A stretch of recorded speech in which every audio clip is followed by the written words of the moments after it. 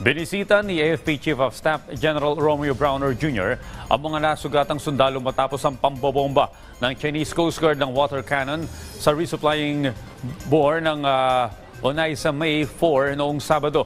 Si Patrick De Jesus sa detalye. Nakabalot pa ng benda ang mga tinahing sugat sa bahagi ng mata at ulo ng 3 tauhan ng Philippine Navy. Kabilang sila sa mga sakay ng resupply boat na unay sa May 4 nitong Sabado. Ilang beses silang binomba ng water cannon ng mga barko ng China Coast Guard sa kasagsagan ng rotation and reprovision o RORE mission sa Ayungin Shoal. Nakakonfine sila sa AFP Western Command Hospital sa Puerto Princesa, Palawan. Binisita sila kahapon ni AFP Chief of Staff General Romeo Browner Jr. Dito sila ginawaran ng medalya bilang pagpupugay sa kanilang kabayanihan. Pagaling kayo ha? Huwag kayong mawalan ng pag-asa. Huwag manghina ang loob ninyo. Dahil nandito naman kami lahat na sumusuporta sa inyo. Salamat sa serbisyo ninyo. Ginawaran din ng parangal ang iba pang sundalong lumahok sa RORE mission noong March 5 at 23. Aminado ang mga sundalo na delikado ang ibinugang water cannon ng China.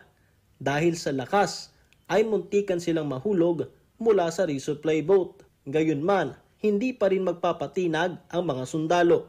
Buong tapang pa rin silang sasabak sa mga bisyon sa BRP Sierra Madre. Trabaho, part ng trabaho. Paano tayo pwede matapos yung supportive naman mga family namin kasi maintindihan naman yung servisyo namin. Muling tiniyak ng AFP na magpapatuloy ang mga RORE mission. At ang mga nakatao po dito ay mga sundalo ng Armed Forces of the Philippines.